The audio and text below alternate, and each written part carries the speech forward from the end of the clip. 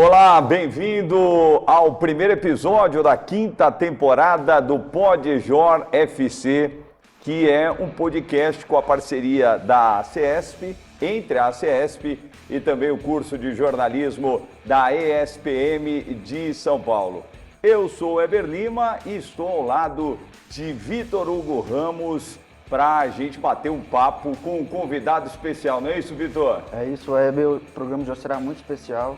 Nosso convidado hoje é o Eduardo Elias, jornalista que já passou por várias emissoras importantes, como TV Cultura, TV Record, ESPN, MTV.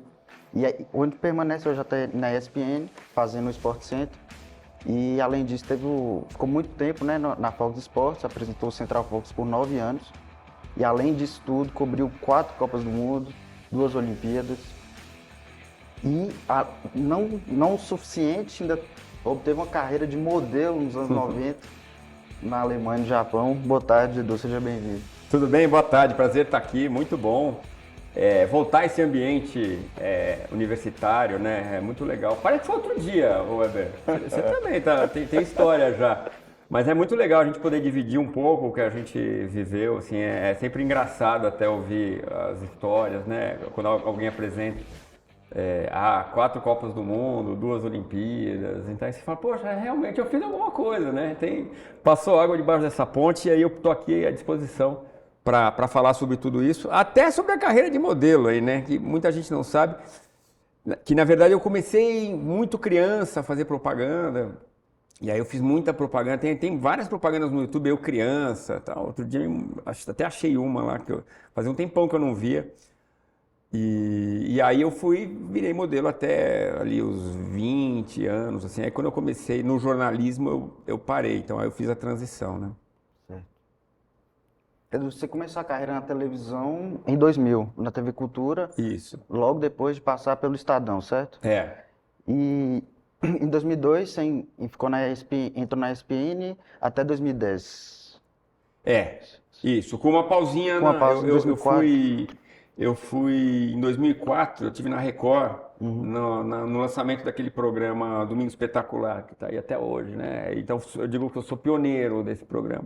Eu fiquei um ano, aí eu voltei para ser apresentador na SPN, né? Então foi de 2002 a 2010 com uma interrupção de 2004.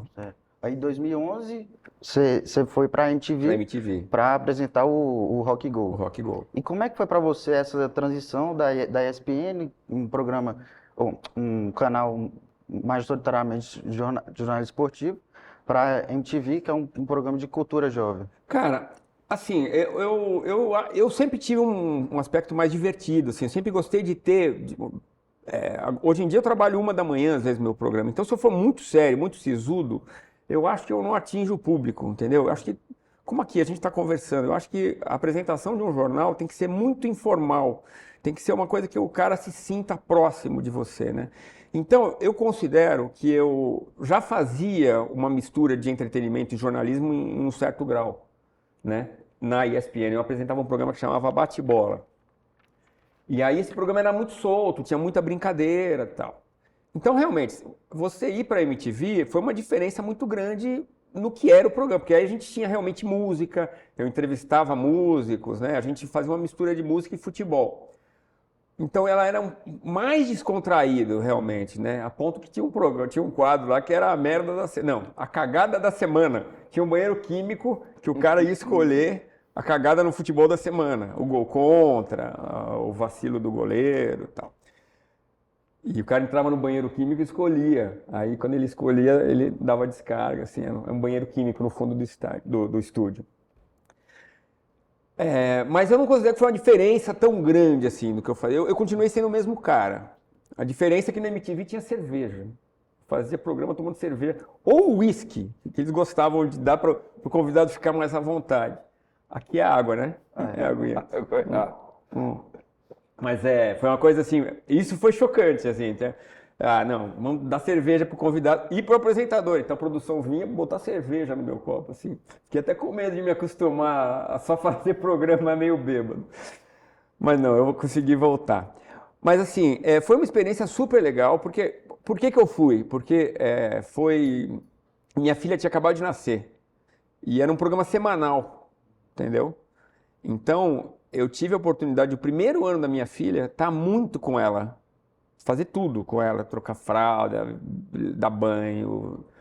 E num programa diário fica mais difícil, assim, né? A pressão que é um programa diário. Então, o programa semanal me deu essa condição. Então, uma das coisas que me fizeram decidir para ir para a MTV, eu adorava MTV primeiro, eu gostava muito, assim, né? Eu queria ver como que era e depois eu queria ficar com a minha filha bastante, achei que era uma boa oportunidade.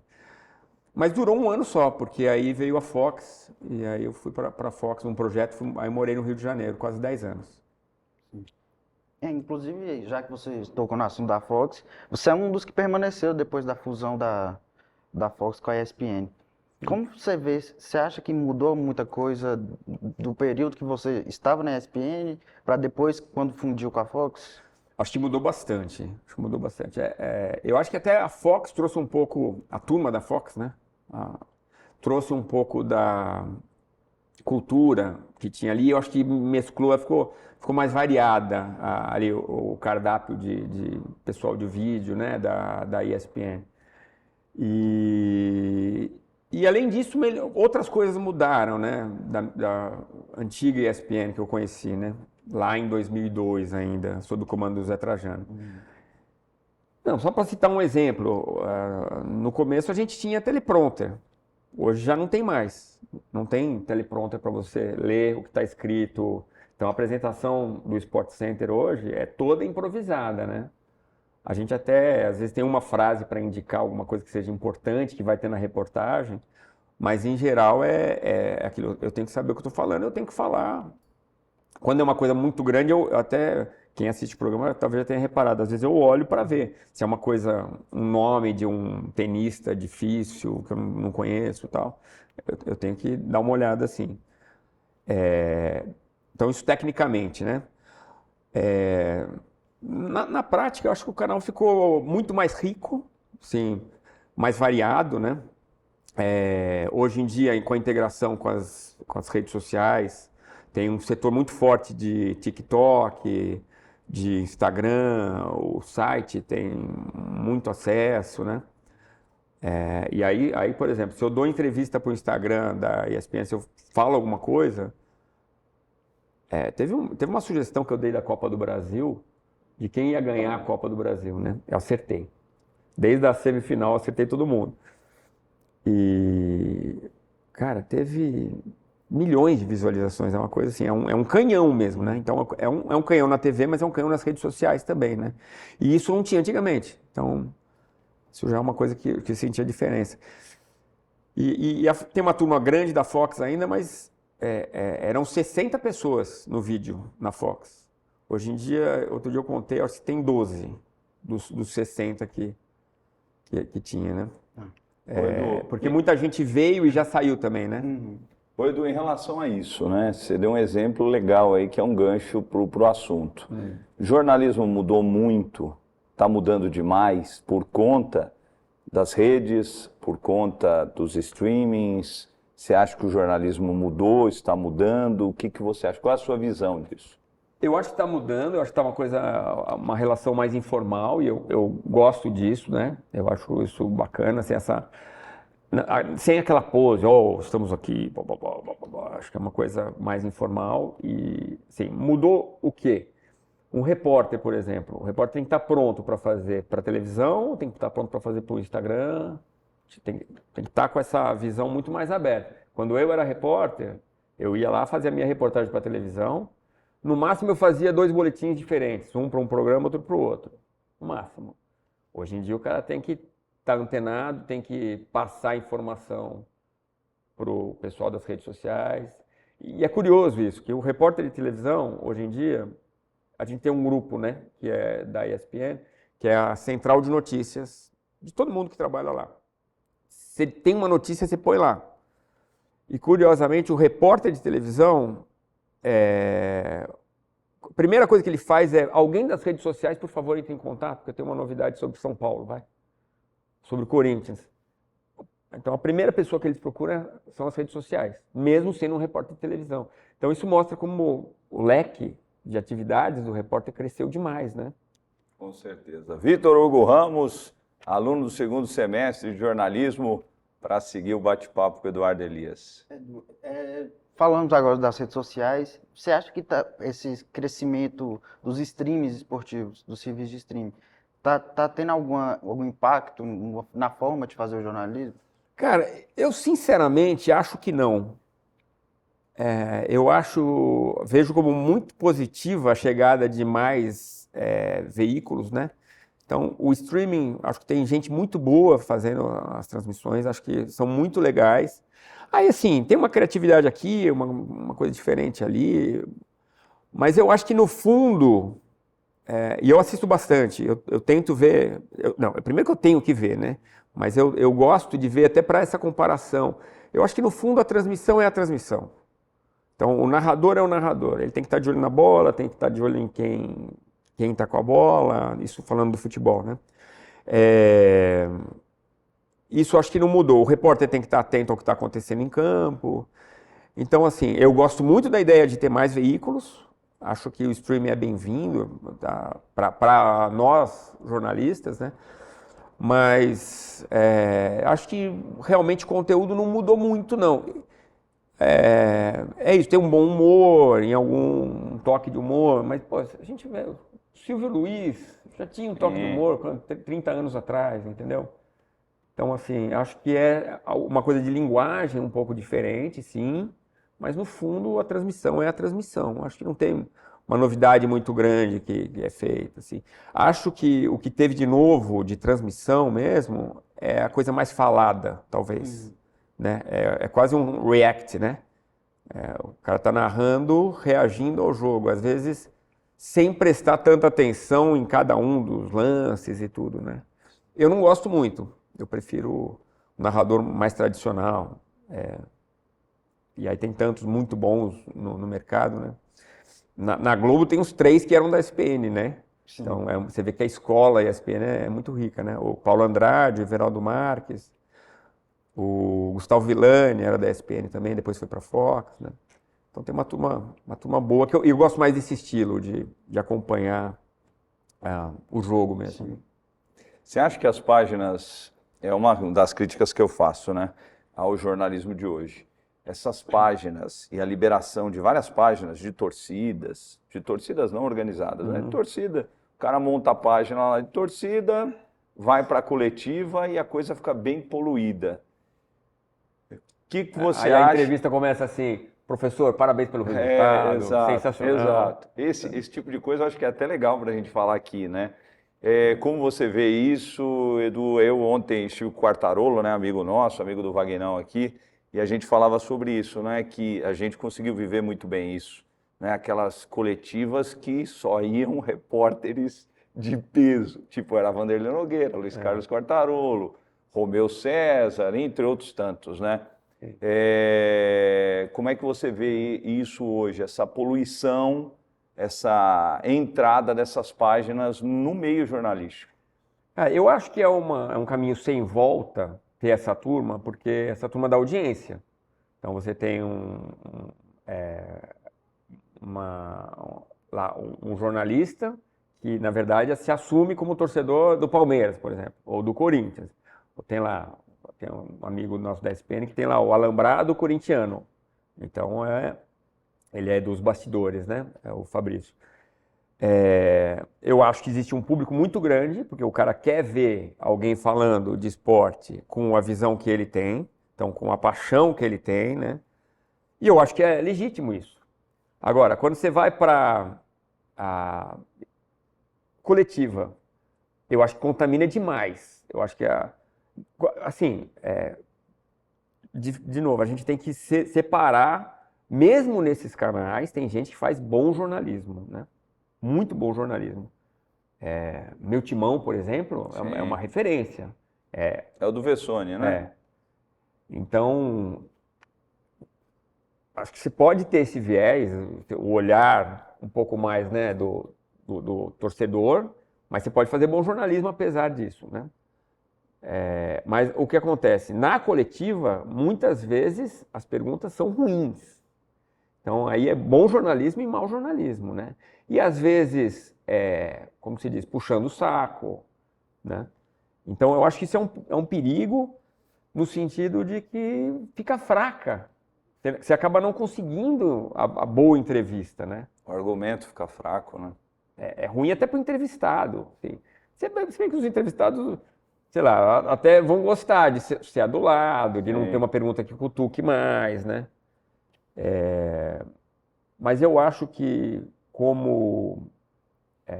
acho que tem uma coisa a se resolver, assim, por exemplo, uma tribuna do Maracanã.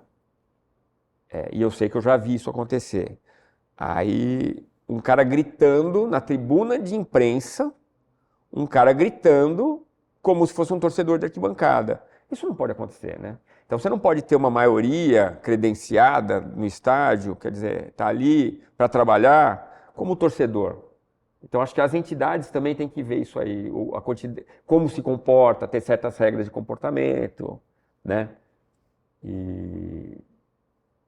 Mas eu acho que essas coisas vão sabe, que nem areia, acaba que início, vai né? se formando e acaba, que nem Uber e táxi, que acaba no final, poxa, sei lá, algumas pessoas vão preferir o táxi, outras o Uber. Eu acho que no final, o próprio jornalismo e o mercado vão acabar se arrumando, né? No capitalismo tem aquele termo da mão invisível, que em tese o capitalismo seria resolvido, nem concordo com isso, mas que pela mão invisível, que ia ficar tudo bem. Mas eu acho que tem uma mão aí que vai acabar acertando isso. Acho que os exageros também nunca são bem-vindos, né?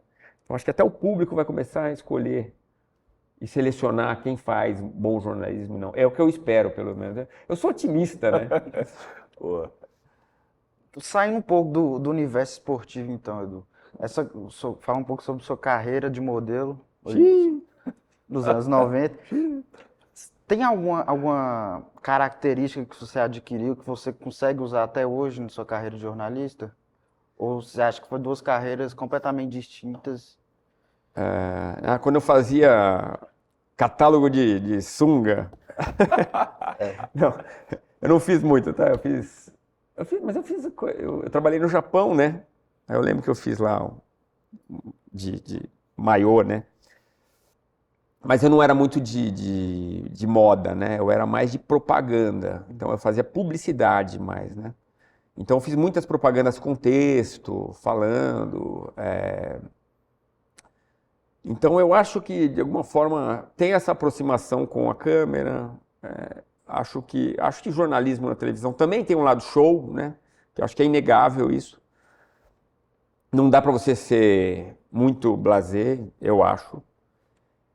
E eu acho que o que me trouxe essa familiaridade com a câmera, que acabou me ajudando, assim. Eu acho que foi muito rápida a minha ascensão na TV, por isso, porque eu já tinha um jeito com a televisão, né? Porque eu trabalhei no Estadão, que eu acho que eu recomendo muito também o trabalho com texto, né? Hoje em dia, os jornais têm menos espaço, mas tem muito site. Então, eu acho que ter trabalhado com texto durante 6 anos, só com texto, me ajudou muito, né? E aí, quando eu vou para a televisão, no ano 2000, eu vou para a TV Cultura. Acho que com alguma rapidez eu me acostumei com o veículo como repórter de TV. Aí eu era de TV geral. E em 2002, quando eu vou para a SPN, aí eu começo a me soltar mais, porque o esporte permite ser mais... Assim, na TV Cultura eu cheguei a entrevistar o presidente da República, governador do estado, acompanhei muito o Covas, quando ele estava doente, o governador Mário Covas, que acabou falecendo. E na TV Cultura, então, era um fato muito importante na TV estatal. Mas eu era um cara mais sério, mais formal, né? Aí quando eu vou para a TV eu consigo ter mais essa relação com a câmera, que acho que me ajudou muito. Em pouco tempo eu estava já apresentando o programa, assim. Eu cheguei em março, em agosto eu já fui cobrir férias como apresentador. Muito rápido, né? Eu até fiquei surpreso. Mas eu acho que, voltando, acho que é um pouco porque eu tinha essa familiaridade com a câmera, né? Que me ajudou nisso aí. E uma certa cara de pau também. Né? Mas é verdade, essa questão do texto, né? Você falou que fazia propaganda com texto, isso daí te ajudou demais, com certeza. Sim. Com certeza, porque aí você faz o papel de ator, né? Não é o cara ficar paradinho pra foto e tal, né? É o ator, né? Eu até fui convidado para fazer teste para novela, fiz 2 testes para novela, mas eu não me dediquei muito. Eu acho que eu não era para mim, não. Assim. Tanto que assim, eu tinha um texto lá que eu tinha que decorar, eu mal decorei o texto, sabe? Que Acho que é uma novela, coisa que assim. novela, que novela. Cara, era um teste geral da Globo, É, né? E que eles estavam querendo trazer novos atores, e aí chamaram várias pessoas que faziam comerciais e tal. sim. Mas eu fui muito mal no teste, vergonhoso. Mas assim, esse teste, eu lembro que a Viviane Pasmanter fez Que legal. junto comigo, a gente ficou conversando antes, ela virou uma grande atriz. Sim. Tinha mais alguém que eu não lembro, mas tinha mais gente. Mas eu cheguei a estudar teatro um pouco com a Alessandra Negrini. Legal. E eu não era péssimo ator, não, mas eu acho assim, como eu não me dediquei, eu não senti que aquilo era para mim. Quando eu fui para o jornalismo, a primeira semana que eu estava no Estadão, a gente teve que virar a noite trabalhando. Um episódio importante que teve lá e tal. Eu adorei aquilo. Eu me dediquei, sabe? E sabe quando você... Acho que a vida fala um pouco por você.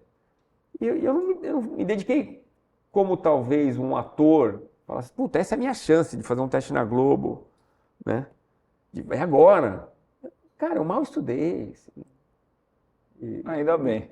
Ainda bem, ainda bem. Eu podia estar rico, podia estar famoso. Ou não, né? Ou não. Ou não. Edu, em relação, a gente já, nesse pouco tempo que a gente está conversando aqui, quem está acompanhando já deu para perceber que você tem uma carreira gigante, já cobriu, já fez grandes coberturas, cobriu grandes eventos. Qual que você acha que é o maior desafio hoje para o estudante de jornalismo, o cara que está começando, que está ingressando na carreira? Eu acho que primeiro é arrumar um caminho de entrar no mercado, né? E eu acho que aí tem que batalhar, tem que ir atrás de estágio. Acho que as oportunidades estão aí. Até essa chegada de novos veículos que a gente estava falando, abrir um pouco o leque para quem está procurando emprego, né? E assim, o desafio é entrar. Mas no nosso tempo era mais difícil, né, Edu? No nosso tempo? Porque você tinha O lá. seu tempo é mais novo, né? Eu sou mais novo, mas eu peguei esse tempo, porque eu não peguei esse tempo de internet ainda, né, quando eu entrei. Na nossa época, rádio esportiva eram 4, 5. Sim. Jornal, 2, 3. TV era cultura, né? Mas que se dedicava ao esporte era Globo, né? Aí Record, Bandeirantes, sempre teve... Hoje em dia tem 300 canais de streaming, né? De streaming, canal de YouTube, enfim. Mas eu acho que tem que começar, mesmo com salário baixo, tem que entrar, às vezes nem sem receber até, porque o importante é você estar no mercado, você conhecer gente, aí você vai num lugar, trabalha com alguém, se alguém te indica pro outro. Porque essa história da indicação, pô, o Vitor é bom, pode chamar. Acho que isso ainda é como funciona ainda, né? Claro, tem as empresas grandes, tem seleção, né, de estagiário. Aliás, eu digo que se eu fosse para seleção de estagiário hoje em dia, talvez eu não fosse escolhido. Por quê? Porque essa ideia de... Às vezes tem uma roda e você tem que argumentar por que o fulano não colocou a ideia certa. Eu acho meio opressor isso. Ai, vou falar mal do coleguinha. Não sou assim, entendeu? Mas é isso. Quer dizer, os critérios de seleção às vezes são muito difíceis porque são mais exigentes. Mas acho que é do jogo também. Você tem que aprender a fazer, né? Tipo vestibular. Vai aprender a encarar o monstro, né? Mas acho que na nossa época não era tão cruel em alguns sentidos, assim, né? De exigência, já no estágio, passar por momentos difíceis. Mas são coisas do jogo, e tem que encarar. Agora, eu acho que as oportunidades estão aí. Eu vejo muita gente, nos últimos anos, gente que começou e que aí você olha, já... Eu vi aquela menina Bianca Molina, que hoje é repórter do TNT. Ela foi nossa estagiária lá atrás, na Fox, no Rio de Janeiro. Veio do Rio Grande do Sul, começou, aí arrumou uma vaga de iniciante ali na Bandeirantes, aí foi, tá super bem, tá uma ótima repórter de campo hoje. Então acho que as oportunidades estão aí, né? Tem que meter a cara, Coragem, tem né? que ter coragem. Coragem. Edu, Tá ouvindo, né? claro. Coragem. Edu, a gente já falou que você já fez várias coberturas, Copa do Mundo, Olimpíadas. Queria principalmente saber sobre Copa do Mundo e Olimpíadas. Como foi para você estar presente nesses eventos gigantescos? Qual era a grande dificuldade que você tinha também? Cara, é uma coisa de maluco uma cobertura dessas.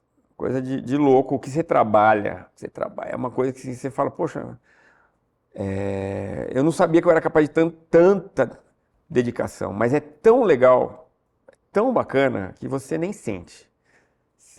A gente que é apaixonado por esporte, você vai, pô, às vezes dormir 4 horas para no dia seguinte pegar de novo, né? Eu lembro na Copa da Alemanha, o João Castelo Branco hoje é correspondente nosso da ESPN na Europa, né? Na Inglaterra. Na época ele era meu câmera. Era eu e ele com um carro para viajar a Alemanha inteira, assim, sei lá, acordava 400 quilômetros para viajar. E na época eu fazia um quadro que chamava Dia de Craque. Não sei se você lembra, que eu jogava bola com o pessoal na rua, com os torcedores. Tá, não lembro. Cara, isso foi uma viagem à lua da minha carreira. E isso era assim, na ESPN, na ESPN. em 2006. Aham. Então a gente pegava o carro, tinha um gol que a gente armava esse gol. E tinha patrocínio da Golden Cross. O Trajano, na época, falou, Edu, acabaram os lugares para colocar patrocínio. Podemos botar um patrocínio no golzinho do Dia de Craque? Eu falei, pode. Olha como Copa do Mundo mexe com o patrocínio também, né? E aí a gente, o que eu estava falando, a gente viajava às vezes 300 quilômetros para um lugar, sei lá, de Gelsenkirchen para Frankfurt, sei lá. Aí chegava ali, antes do jogo, e Copa do Mundo é ótimo para isso, os torcedores, todo mundo doidão, né? Alegre. A gente fazia os gols das outras rodadas com os torcedores. Eu era meio um narrador e falava para os caras fazer igual, bicicleta. Aí o cara se jogava para fazer gol de bicicleta. Era super engraçado. E durou de 2002 a 2010, assim, em ocasiões, mas a gente manteve o quadro. E a gente fazia esse quadro com os torcedores, guardava o gol, era super cansativo, guardava o gol, aí ia para o trabalho de repórter. Aí fazia o jogo. Então, nessa Copa eu peguei a estreia do Messi em Copa do Mundo, né? Foi contra Sérvia e Montenegro. Foi a primeira vez que ele entrou em campo numa Copa. Aí fazia entrevista pós-jogo para voltar a 400 quilômetros. Então é uma loucura a quantidade de trabalho, né? Mas, cara, eu estava conversando com o meu amigo Sérgio Xavier, que é do Sport TV. Eu cruzei com ele nessa Copa e falei, puta, tô cansado, cara, nossa, que cansado. Aí ele falou, mas você tá feliz? Não quero saber se tá cansado, você tá feliz? Aí eu pensei assim, falei, pô, tô muito feliz, tá muito bom. E Olimpíada é mais curto, né? Eu acho a Olimpíada até mais legal, como cobertura, assim, porque é muita coisa acontecendo ao mesmo tempo, né? A Olimpíada são 15 dias. Acho que até agora, a de Paris, acho que foi um pouco mais, mas eram 15 dias antes. E você vê muita coisa o tempo todo, assim, né? Então, também é essa empolgação, assim. Então, eu gostei muito e espero, quem sabe, tá em breve em mais coberturas assim. O fato de eu estar no estúdio hoje, isso é uma coisa que mudou também. Antigamente, o meu estúdio na Olimpíada de Pequim, o estúdio era lá em Pequim, entendeu? Isso acontecia muito. Hoje os estúdios não vão, só os repórteres estão indo, né? Então por isso também eu meio que parei de ir, porque eu estou no estúdio, né? Então isso é uma coisa que ficou pior para mim, né? Vamos combinar. Não era ruim, não. Ô, Edu, você falou de Olimpíadas, né? E tem uma prova tradicional que fecha as Olimpíadas, que é a maratona. Quantas maratonas você já fez? Eu fiz 15. 15. Por isso que eu tô rouco. Eu corri ontem na chuva. Então, era isso que eu ia te perguntar. O que te motivou, né? A questão das maratonas, a fazer essa prova que é desgastante. É. E como é que você equilibra aí o tempo de treinamento e trabalho? Isso é rotina, né, do dia a dia. Cara. Até porque ontem a gente estava conversando aqui fora do ar, eu falei pro Edu, Edu, eu cheguei da 105, era 1 e pouco da manhã, e aí coloquei lá no Disney Plus, né? E aí apareceu a foto do Edu Elias ao vivo. E era 1 e pouco. E aí eu queria saber, quer dizer, o cara tem a vida, né, do trabalho e às vezes o sono é reparador, né? E às vezes você não consegue dormir direito. Né? Não, cara, eu tô fazendo muita força para dormir pelo menos 7 horas. Acho que isso é importante. 7 horas foi o que eu consegui hoje. Amém, Jesus. Porque meu horário de dormir é 4 da manhã. Cara. Porque amanhã, por exemplo, o programa é da 1 às 2 da manhã. Não, e o mais louco é que dá audiência, né? Conforme o dia, o que aconteceu no dia, dá audiência. Tem muita gente. Claro, tem reprise, depois ele entra às 8 da manhã também. Tem muita gente que fala comigo, poxa, te vejo toda manhã. Esses dias mesmo eu estava no Ibirapuera, o cara que me atendeu lá trouxe o suco e tal. Eu te vejo todo dia de manhã, porque tem uma reprise às 8 sempre, né? E ó, vai chover. E aí, mas ao vivo a gente controla, tem uma audiência em tempo real, né? Mas aí, voltando, eu tento dormir 7 horas, eu tento correr à tarde. Tudo na minha vida é mais tarde, né? Então eu almoço tarde, eu janto tarde, para dormir tarde e tentar acordar tarde, né? O problema é que às vezes a cidade está acordada, né? Então tem obra, você acaba acordando mais cedo às vezes, mas eu faço força para voltar a dormir, para tentar fechar essas 7 horas. E aí é importante eu dormir para fazer meu esporte também, né? É difícil manter a planilha, né? Então, ontem, por exemplo, foi segunda-feira. Eu tinha que correr, meu treino era 28 quilômetros de corrida. Dava umas 3 horas, quase 3 horas de corrida, né? Eu fiz só 2 horas, corri só 21 quilômetros. Só brincadeira. Sim. Entre aspas, eu sei que é bastante, mas eu não fiz o que eu deveria ter feito, entendeu? Então, já fiquei faltando um pouco. Mas eu consigo levar, assim, já faz bastante tempo que eu tô com essa rotina. E eu me adaptei bem à rotina. Eu gosto muito de treinar. Eu acho que até me ajuda a eu ficar mais alegre, sabe? Ter um esporte que eu tenho aquela meta. Aí, esse ano eu vou para o Uruguai, correr em Montevidéu, que é uma cidade que eu não conheço. Então é uma experiência super legal que eu vou ter lá, né? E aí eu treino pensando, tipo ontem, pô, eu não estava com vontade de correr sozinho 21 quilômetros. Mas como você tem uma prova para fazer, você vai lá e faz o treino, porque você sabe que no dia da prova você vai precisar. E aí eu tenho tempos bem bons, assim, para minha idade, né? Eu fiz... Minha melhor maratona eu fiz 3h32, 3 horas e 32 minutos. Isso dá quase 12 km por hora de média. Sim. Então sobe numa esteira, põe 12 lá, durante 3 horas e meia. Não vou tentar. Então, eu gosto, assim, eu acho que me faz bem. Eu acho que um hobby é sempre muito importante, assim. Mas assim, competição comigo mesmo, não tenho competição com ninguém, eu quero fazer o meu melhor, né? Mas eu gosto muito. Isso eu acho que me aproxima um pouco também dos atletas, né? Eu sei o que é atividade física e tal. Legal. O problema é que eu parei de jogar bola por causa disso. É. Eu gostava de jogar bola também, só que dá medo de contusão, né? Porque a corrida você tá ali, né? Sem o movimento. Futebol muda, né? E futebol você pega. Pega um tornozelo, perdi meu treino nessa semana. Compromete, né? Edu, uma dúvida. Tem algum objetivo que você tenha ainda na sua vida profissional? Ou você acha que você já realizou todos os seus sonhos? Ih, rapaz. Tem, né? Tem, mas assim, eu gosto muito do que eu faço. Eu não tenho grandes ambições, assim. Mas como eu falei, gostaria de voltar para grandes eventos, para a Olimpíada, para a Copa do Mundo, né? E a SPN me permite viajar. E acho que isso é uma coisa muito inteligente que eles fazem lá. Eles fazem ancoragem de jogos importantes, né? Então, pelo menos 1 ou 2 vezes por ano eu entro em algumas viagens para trazer coberturas de outros lugares, né? Isso é bom sair do estúdio também para a gente, né? Então, ano passado, em Buenos Aires, a gente teve 3 jogos importantes na sequência. Foi Libertadores e Sul-Americana, 3 semifinais, né? Então teve o jogo do Cruzeiro, teve o jogo do Corinthians e teve o jogo do Atlético Mineiro. Enquanto o Botafogo foi jogar no Uruguai. Então foram 3 jogos em Buenos Aires e eu fiquei nesses 3 jogos, fazendo ancoragem de lá, trazendo informações e tudo. Foi muito legal. E, assim, mas é isso, assim, a ambição é seguir no jogo, assim. Minha ambição é prolongar minha carreira mais tempo.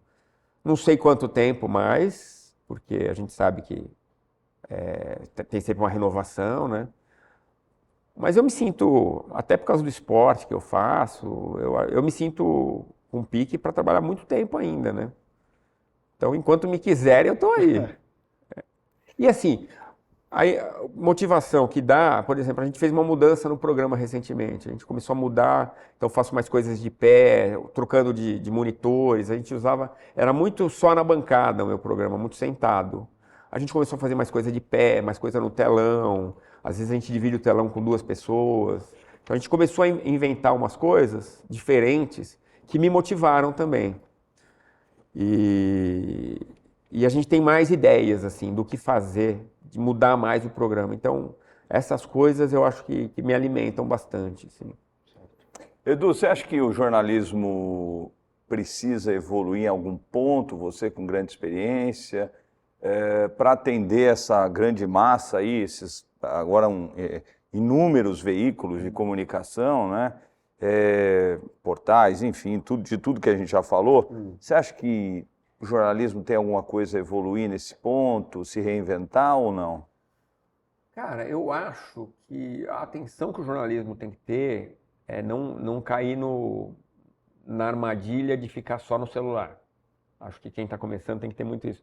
Ah, deixa eu ver aqui o Twitter, o X, o que as redes sociais estão falando, o que os clubes estão colocando. Porque é um jornalismo muito fácil, mas é um jornalismo muito fraco. Então, até o Trajano sempre falou isso, o repórter tem que meter o pé na lama. Eu acho que o desafio é não perder essa conexão com a informação, né? Então, você criar fontes, você ter ali contato, pode ser pelo telefone, pode ser pelo WhatsApp, sim e tal. Mas você ir lá, você ter o contato com a pessoa cara a cara, acho que esse é o desafio que o jornalismo não pode perder. Porque está perdendo um pouco. Muita gente está entrando no jornalismo e fazendo essa cobertura de fulano deu like do ciclano, não está mais seguindo.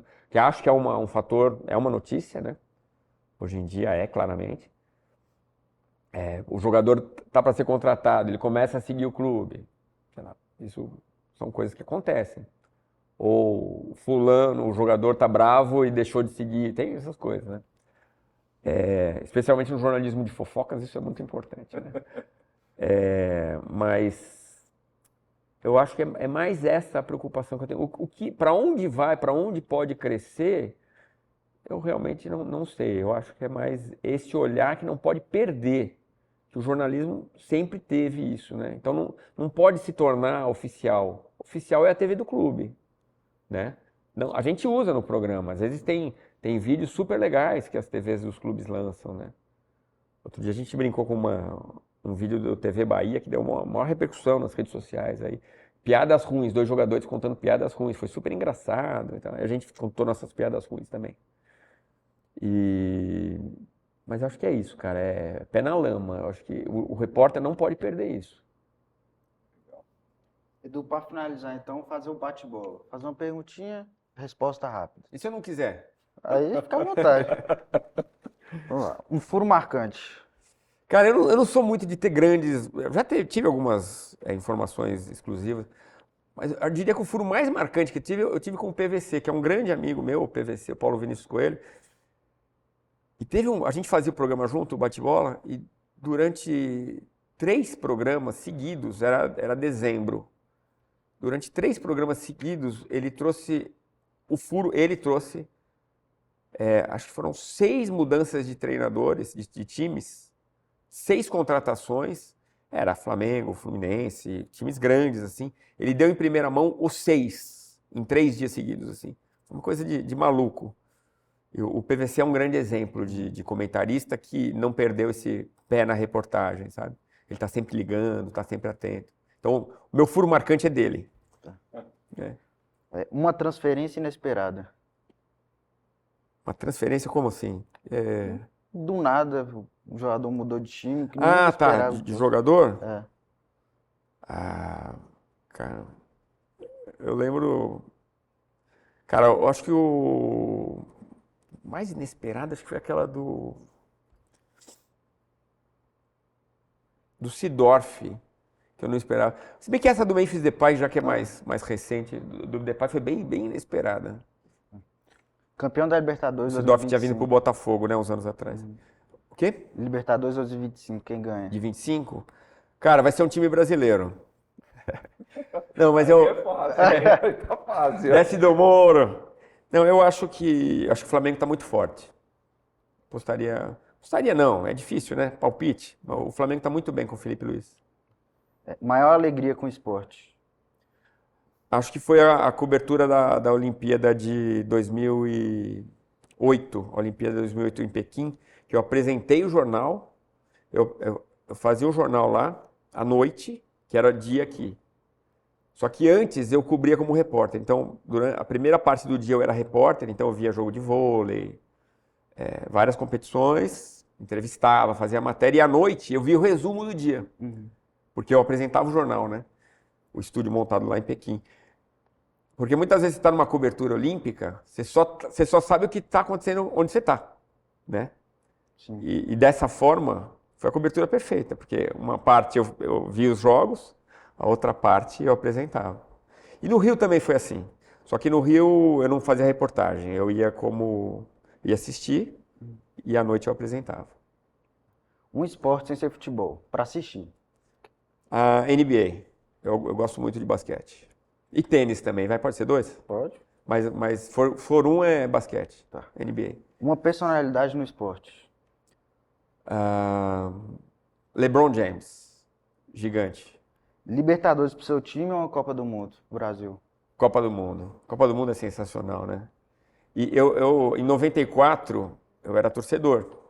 Ainda estava...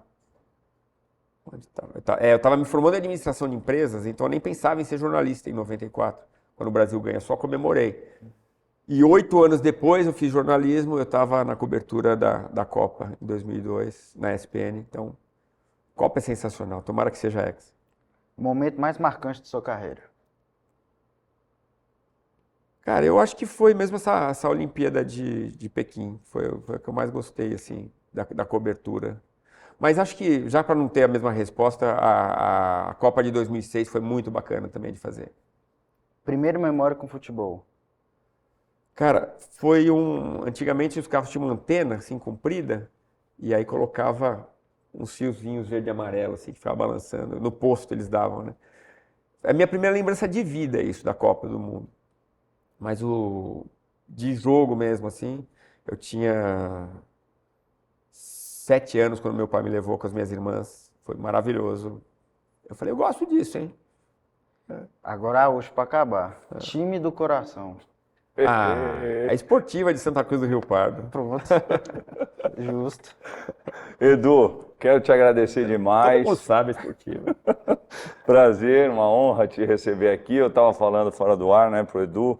São tantos anos de jornalismo, eu não conhecia o Eduardo Elias pessoalmente. Prazer, uma honra ter aqui no Podjor FC, nessa parceria da CESP, com o curso de jornalismo da ESPM. Obrigado, Edu. Obrigado você, foi um prazer. Eu acho que a gente se encontrou em alguns estádios por aí, no né? estádio, treinos, Até né? essa inauguração da 105 FM, né? Então, eu era Talvez repórter. ali, entrevistando Jair Pisserni na saída. Exatamente, exatamente. Mas é um prazer também ter esse contato mais próximo aí, muito bom. Legal. Obrigado e boa sorte para todo mundo. O jornalismo, assim, não dá para ficar muito esperar que vou ficar rico no jornalismo, mas é muito legal. Eu recomendo porque é um prazer, né?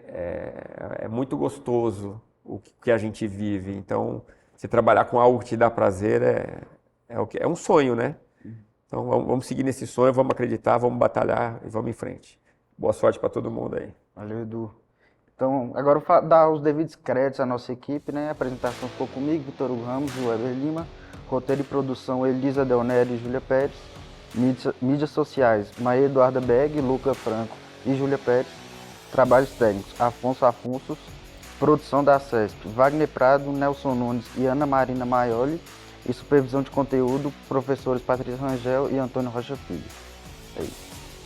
A gente fica por aqui, nos acompanhe nas redes sociais, PodJorFC, @PodJorFC no Instagram e no TikTok. No YouTube, basta pesquisar PodJorFC. Um grande abraço, valeu galera, valeu Edu. Valeu, vou seguir aqui. Né?